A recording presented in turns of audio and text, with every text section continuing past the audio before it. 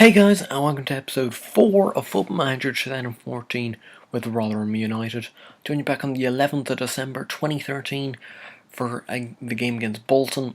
It's just one game after the game I was meant to come back for, but didn't record for the Wigan game, and I'm kind of glad it didn't record, though it didn't record for the Wigan game, and hopefully we can get a better game for the Bolton game. The last game you guys saw was the 2-2 Bournemouth draw, with Alex Ravel and Ivan Klasnic scoring, but Ivan Klasnic also picking up a 3 to 4 months injury, which he's still in at the moment. He's back in 4 to 8 days though, which is good, so he's slightly getting back into things. As you can see here, there was the inevitable drop in form, like from the Charlton game kind of downwards, which was to be expected, I think, with the squad of our size and also probably the lack of quality within the squad. It was bound to happen. Anyway, we started off that bad run of form with a 3-1 loss to Charlton. Alex Ravel scoring our only goal, Richard Brindley with a knock. Drew 0-0 at Blackburn, Alex Ravel with a knock. Beat Brighton 1-0, Lee Frecklington with the only goal. Lost 2-0 to Notts Forest, lost 2-0 to Newcastle, lost 2-0 to Cardiff, lost 1-0 to Reading. We finally won a game in the Blackpool home game, 3-0, Alex Ravel scoring a hat-trick. Lost 2-1 to Brentford, Kirk Broadfoot with a goal, Brindley with an injury. Lost 3-1 to Fulham, Lee Frecklington with the goal. Beat Wolves 2-1, Alex Ravel and Matt Derbyshire scoring for a 0-0 draw with Wigan. Which does leave us in 10th place in the Championship, which is actually still in touch with the playoffs, 5 points off now. This is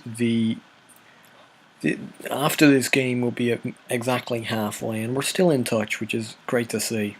In terms of player stats, most goals is easily Alex Ravel with 11. Klasnic has got 6, Ben Pringle 3, Matt Derbyshire 3. Most assists goes to Ben Pringle with 10, Ravel with 5, Brindley 4, Frecklington 4. So we'll get into today's game. The team have gone for is Bunning goal, back four Briggs, Broadfoot, or back five, Briggs, Broadfoot, Morgan, Boyat and Worrell. Actually, we're going to bring in Brindley for Worrell. Pringle and Arneson, Frecklington, Ravel and Derbyshire. So, it's not the best team, in the Championship. What it's missing, personally what I would think is missing is another creative midfielder alongside Ben Pringle. Ben Pringle's done well this year. He's got 10 assists, which is very good.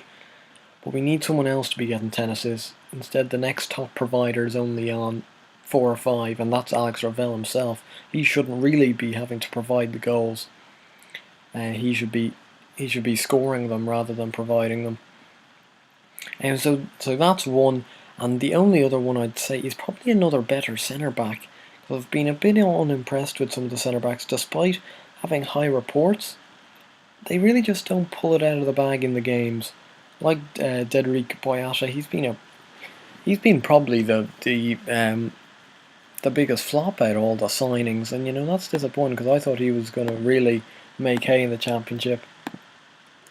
Coming from Manchester City, obviously very good club, and I think he was held in okay regard there, so I was thinking, he'd be really tearing it up here for ourselves, but it hasn't really come to be the case.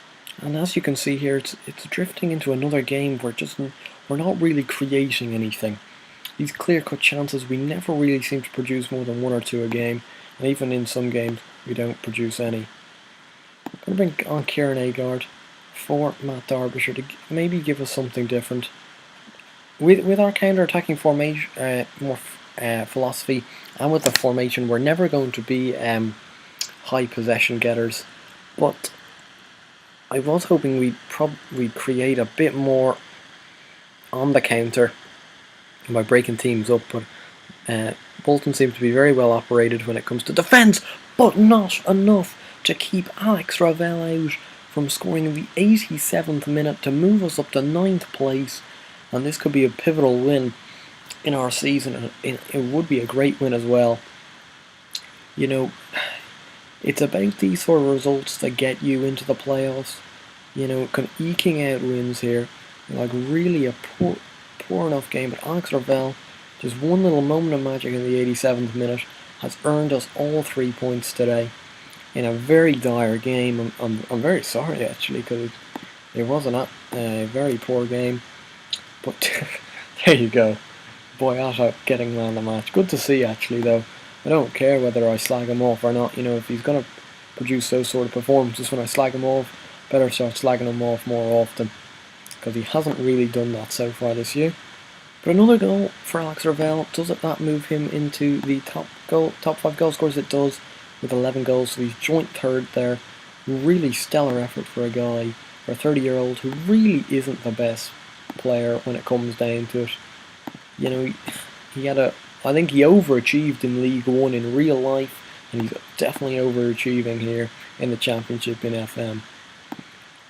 But anyway, that means we're on a little mini good patch here, maybe slightly recuperating after that bad patch where we lost 6 in 7. Next live commentary will be the Derby at home game on the 1st of February. We actually don't have that many games up until then. We've got Millwall at home, Norwich away, Huddersfield away, Leeds at home, then Leeds away in the FA Cup third round, Birmingham away, Sheffield Wednesday away, Middlesbrough at home, and then we've got the Derby game. Also, the January transfer window will have taken place by then, so we'll have to see, does anything happen in there. We've a bit of money to spend. We might see if there's any loan targets that we can pursue. Anyway, if you enjoyed this video, please give it a like and subscribe to the channel, and I'll see you guys later.